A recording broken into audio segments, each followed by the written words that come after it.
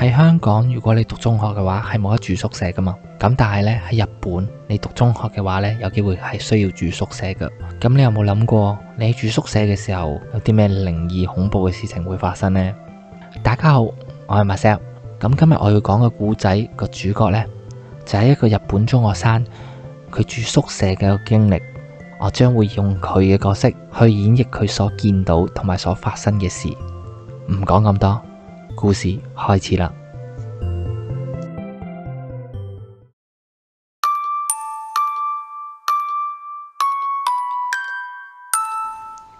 Hello， 我叫木村。中學嘅時間呢，喺學校度住宿舍嘅。學校嘅宿舍呢，係好舊同埋好古老，成個宿舍呢，都係用木材去起嘅，就好似大家所講嗰啲鬼屋咁樣樣嘅。當時個宿舍個走廊呢，好暗好暗，行嗰陣時呢，仲會聽到啲咦嘅響聲。我記得嗰陣時啱入去住，我發現到3號房隔籬就係5號房啦。於是喺食晏嘅時候，我就問我前輩真田學長，我問佢，前輩，點解冇4號房嘅？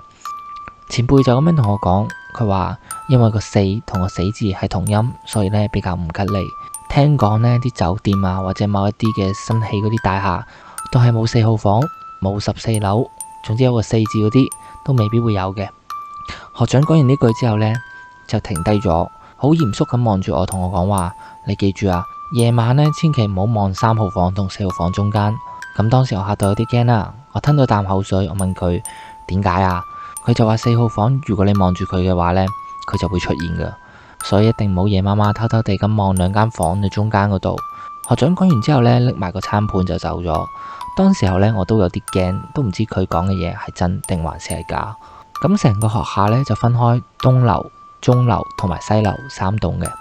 咁我就住喺西樓嘅2樓，係7號房。1樓呢，有1號、2號、3號、5號房。有一日學校呢就放假，咁當時宿舍裏邊嘅所有人呢都返晒屋企，連真田學長呢都返埋去。就因為我屋企太遠，所以呢我就會留低。成棟西樓呢基本上已經冇晒人噶，加上佢哋又古老啦。我住喺入邊呢，的確係有一啲令人毛骨悚然噶。老實講啊，我寧願喺間房度呢一步都唔出去，因為呢我覺得留喺間房度呢唔出去就好安全，一定唔會有啲咩幽靈怪怪出現啦。就係咁樣呢，我就捱到夜晚。但係無論點都好啦，我都一定要去廁所噶嘛。咁當時嘅廁所呢，其實就係1樓宿舍嘅1號房隔籬。而我要去嗰度嘅話呢，我一定要先落樓，再喺5號房、3號房、2號房、1號房咁樣經過佢哋嘅門口前邊。但係因為我實在忍唔到啦，咁都冇辦法啦，唯有硬住頭皮咁樣行落去啦。個樓梯呢，雖然係有燈嘅，咁但係呢依然都係好令人毛骨悚然噶。落樓嘅樓梯去到一半呢，有一個180度嘅彎位，咁嗰度呢係一個比較大嘅一個空間嚟嘅。歷屆嘅學長呢都叫嗰度做一個跳舞場。點解要咁叫呢？但係落到去嘅時候呢，我發覺1樓呢有一間房係着咗燈嘅。奇怪啦，今晚呢應該只係得我一個人留喺呢個宿舍度先啱噶。但係我都冇再點樣去望啦，我淨係想快啲去廁所啫。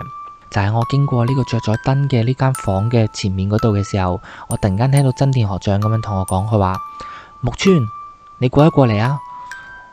當時呢，我心諗奇怪，唔通佢今日冇返屋企咩？但係當時呢，我哋如果無視學長嗰個說話呢，其實呢都比較嚴重嘅。咁我順勢就聽一聽究竟啲聲喺邊度嚟啦。我望一望，咦？點解有4號房嘅？日頭嘅時候明明冇噶。喺呢個時候呢，我嘅手呢出晒汗，我成個人呢都有啲驚。咁我諗住走啦，但係隻腳呢真係震到走唔到。我嘅手唔知點解不自覺咁樣扭開4號房嗰道門。嗰陣時我心諗，死啦，唔應該入去噶。但係呢個時候個身體根本就唔聽使，好似呢俾啲嘢控制咗咁樣樣。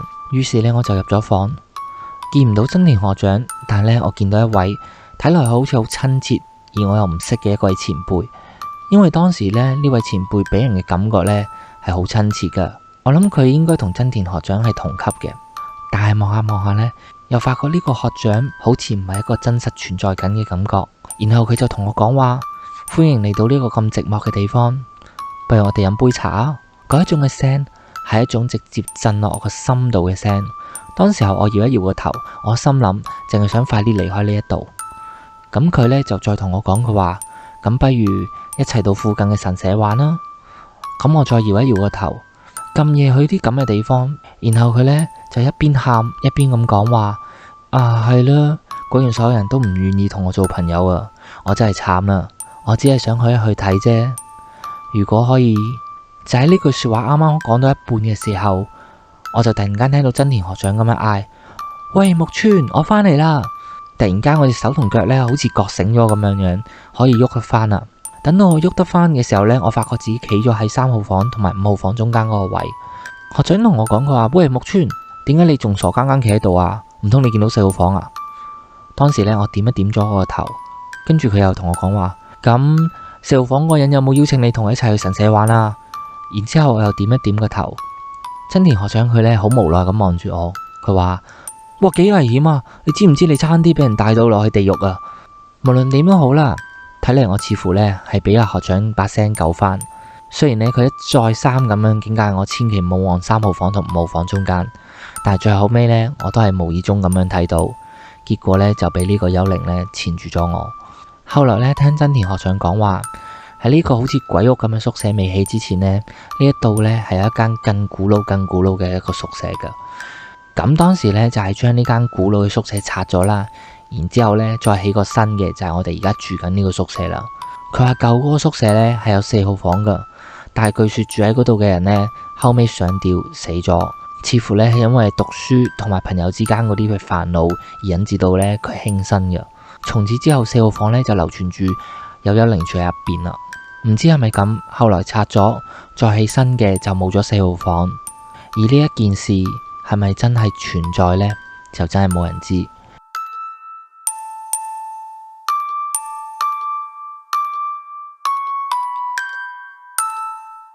我哋宿舍嘅樓梯去到中間有一個180度嘅轉彎，嗰度有一個好大嘅空間。我講過嗰度呢，俾學長呢稱為一個跳舞場嘅地方。喺夜晚呢，嗰度係非常之恐怖噶。有一次真田學長呢，就因為我上次嗰件事發生咗之後，佢對我非常之唔放心，佢再三咁樣再同我講，佢話聽住啦，木村，喺夜晚呢，千祈唔好去數呢個樓梯級數。我問佢點解啊？其實呢，我係有呢個習慣嘅，因為呢，行樓梯實在太無聊啦，所以有陣時我會一路行一路數。佢就咁樣同我講，佢話如果你落樓梯同上樓梯個級數唔一樣嘅話，而你又行多咗一級嘅話，呢一級就會帶你去黃泉路噶啦。當時呢，我聽完之後呢，個人有啲迷茫。學長呢就攞起手敲一敲我個頭，佢就話：你今次一定要記住啊！咁我就咁樣，有啲懷疑咁呢，就岌咗2下頭。咁似乎咁樣呢，佢會安心少少。咁我就諗，哇！學長點解成日講埋啲咁恐怖嘅說話？有一日嘅夜晚呢，我落樓下去揾阿學長啦，一路行就一路數樓梯。咁冇辦法啦，因為習慣啊嘛。咁大家都知習慣係唔容易改嘅。咁我落樓梯嘅時候呢，加埋跳舞場嗰一級呢，去到1樓就應該有25級。咁去完學長嗰度啦，咁我上翻樓，因為我住2樓啊嘛。咁我上去嗰陣時呢，我心又無意中咁樣數，我數到22、23、24、25嘅時候，我就嚟踏上最後一級。我發覺，咦，呢一級唔係就係第26級咯。我落嚟嗰陣時明明記得得25級嘅啫。咁我呢，就將隻腳扯翻去25級嗰度。嗰陣時呢，我諗起咗學長講嘅說話，然後我嘅心又諗，死啦，26級係咪真係有啲咁嘅事啊？唔通又係我瀨嘢？如果俾學長再知道嘅話呢，今次就唔打死我都似。咁但係而家唔係諗呢一樣嘢嘅時候，我要諗一諗辦法解決咗而家呢個性命攸關嘅問題先。好緊張咁望住多出嚟嗰第26級樓梯，我好希望呢係我自己數錯咗，但係我唔敢冒險呢去驗證呢一件事。喺呢個時候呢，我望住宿舍嘅冇遠處，我好大膽咁呢嗌咗2聲，我話近藤。咁近藤呢，就係我同房嘅一個室友嚟嘅。我心諗，如果冇聾嘅話就應該聽到啦。就算近藤我聽唔到嘅話，都應該有其他宿舍嘅人聽到啦啩。始終呢個走廊咁靜，而我咁大聲咁嗌。但係過咗一陣之後呢，除咗我嘅回音之外，一啲反應都冇。而我嗰啲嘅回音呢，就好似一滴水滴咗落啲沙度咁樣，被吸收得無影無蹤。喺呢個時候呢，我個腦突然間閃咗一下，好迅速咁擰轉身落咗樓梯，然後呢，重新上樓梯。喺呢個時候呢，我亦都冇再去特登數有幾多級，而且我唔係一級一級咁上樓梯，我係3級2級咁樣跳上去嘅。我心呢一路跳上去嘅時候，就一路諗住，哇，各路嘅神仙啊，千祈唔好俾我行去嗰條通往黃泉路嘅樓梯嗰度啊！咁可能唔知係邊個神仙聽到我嘅祈求啦，可憐我呢個咁黑仔嘅人啦，就喺我跳咗上樓梯之後呢，我一支箭咁飆咗入宿舍嘅房。嗰陣時呢，瞓咗喺張床上面睇書嗰個近藤呢，就好似見鬼咁，俾我嚇咗一跳。佢話：哇，嚇死我咩？黐咗線啊你！咁我亦都唔得閒聽佢講呢啲咁嘅嘢，我呢就好嬲咁望住佢。哇，你頭先聽唔到我嗌咩？咁佢亦都同我講，佢話：我冇聽到你嗌咁樣。不過算啦，經過頭先嗰件事呢，其實我已經全身冇力噶啦。我更加呢唔想去再同阿近藤解釋太多嘢。最緊要嘅呢，就係唔好俾阿學長知道呢件事。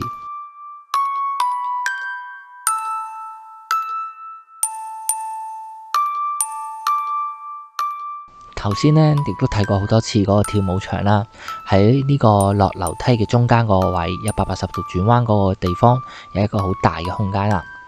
咁呢一度嘅盡頭呢，其實放咗一塊呢好似成年男，的確係有啲怪異嘅。始終呢，就同日頭照鏡有啲唔同啦。我亦都有諗過呢啲咁嘅說話，見到幽靈啊，會俾塊鏡吸入去呢啲呢，可能係學長呢，我嚟嚇一啲新入嚟嘅學生咁樣樣嘅。不過經歷咗呢一系列嘅事之後呢，我心有啲動搖。我覺得呢件事呢，可能真係真嘅都未定。同時間呢，我亦都好憎設計呢個宿舍嘅人，點解要將個廁所呢擺喺啲咁攞命嘅地方？設計喺1樓1號房嘅隔離，無論你開大定開細呢，你每一次落去都總係要提心吊膽，尤其係呢，你個肚唔舒服嗰陣時。而呢件事呢，就係發生喺黑仔嘅我身上。我記得有一次呢，我肚真係唔舒服。我記得嗰一次呢，我就伸個頭出去望一望個好暗個走廊，然後望一望呢，就急急腳咁樣衝咗落去啦。因為呢真係好肚痛。企咗喺樓梯口嘅時候呢，我首先感覺到嘅呢，就係喺跳舞場嗰塊鏡呢，好似慢慢咁吸你落去樓下。而你轉咗彎之後呢，落1樓嘅時候，你又覺得呢塊鏡好似喺後邊呢，慢慢咁樣望住你。喺夜媽媽嘅時候呢，呢一種絕對係一種忍耐力嘅考驗嚟噶。咁當時呢，就係我去到中間180度轉彎諗住落去嘅時候，我突然間聽到嘻嘻嘻嘻有人笑。呢種嘅笑聲呢，喺一個好靜嘅環境底下呢，好似憑空出現咗咁樣樣。呢一出現，我成個神經呢都跳咗一下。當時呢，我隻腳即刻腳軟，成個 pat pat 呢都坐咗喺跳舞場嗰個嘅地板上邊。當時呢，我唔知點解呢，忍唔住咁樣擰轉後邊望一望塊鏡，距離我冇幾步嗰塊鏡上邊呢，照出嚟嘅唔係我個樣，而係一個同我年紀差唔多嘅一個女仔嘅影。鏡入邊嗰個女仔笑住咁望住我，佢話：你可唔可以嚟我呢邊啊？我當時呢唔敢出聲，我係咁搖個頭。我心諗，就算你靚到鬼火咁靚，我都一定唔會過去噶啦。然之後佢又話：我靚唔靚啊？當時候我覺得呢，我唔答佢嘅話，我應該會瀨嘢嘅，所以我就話靚啊。鏡裏邊個女仔好似好開心咁同我講，佢話：真噶？我同佢講話真噶。佢話：咁你唔過嚟我呢邊？當時我咁樣撳隻腳，我發現我隻腳呢，其實仲喐得嘅，可能淨係揩一下嗰下呢軟咗。當時呢，因為我掛住撳隻腳，我冇答到個女仔講嘅嘢。然後鏡入邊個女仔呢，開始扭嚟扭去，同我講話冇人願意同我玩啊。睇嚟呢，佢係一個好寂寞嘅鬼魂嚟嘅。然後我諗住拖延時間，揾個好嘅機會逃走啦。我就同佢講話：啊，點解啊？雖然到目前為止呢，我都唔知佢有咩目的。但係一定唔係想揾一個人傾偈咁簡單。鏡入邊個女仔呢，亦都冇答我呢一條問題，而係選擇咗沉默。過咗一陣之後，佢就話：因為我係咁嘅樣噶。哇！我真係好後悔我咁多嘴。瞬間呢，鏡入邊個女仔唔係已經唔可以咁叫啦。個女鬼呢，露出咗本來嘅面目，兩隻眼呢向上戚起，同個鼻呢係成120度，而且呢仲流住個血水，個嘴呢係裂開噶。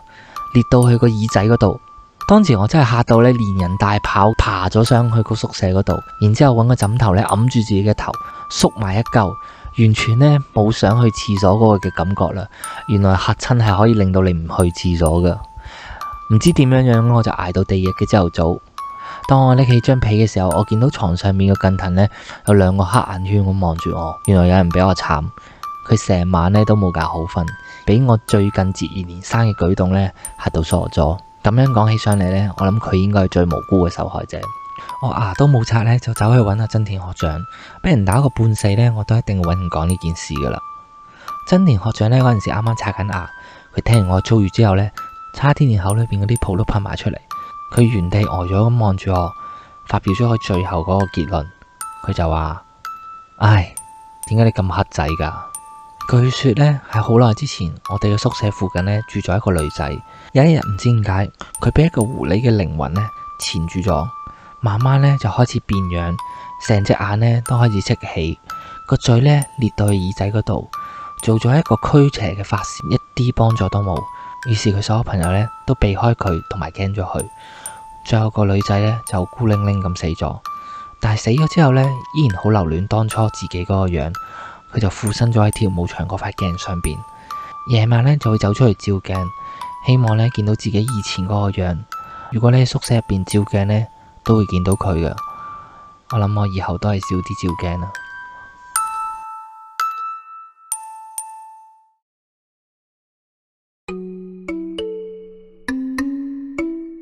好啦，咁一口氣呢，聽完呢3個故仔啦，叫做要告誡所有中意數樓梯嘅朋友，千祈唔好夜晚走去數樓梯。如果你發現咗去嗰陣時同翻嚟嗰陣時個樓梯級數唔一樣呢，就千祈唔好踩埋最後一級，因為嗰一級呢唔知會帶你去邊一度噶。咁另外呢，有啲傳統或者一啲禁忌啦，大家一定要去遵守啦。夜晚呢，盡量都係唔好照鏡啦，尤其係一啲露天嘅地方，因為你真係唔知道照完之後你會見到啲乜嘢噶。好啦，咁今次呢幾個故仔呢，我自己覺得都有啲恐怖嘅，都有啲驚嘅。當你完全投入咗喺呢個木村呢個角色上面嘅話，好啦，咁一如既往啦。如果你中意我講嘅故仔嘅話呢，咁歡迎俾個 like，咁同埋留言俾我啦。咁記得最緊要嘅就係撳呢個 subscribe。咁我哋下一次再見啦，拜拜。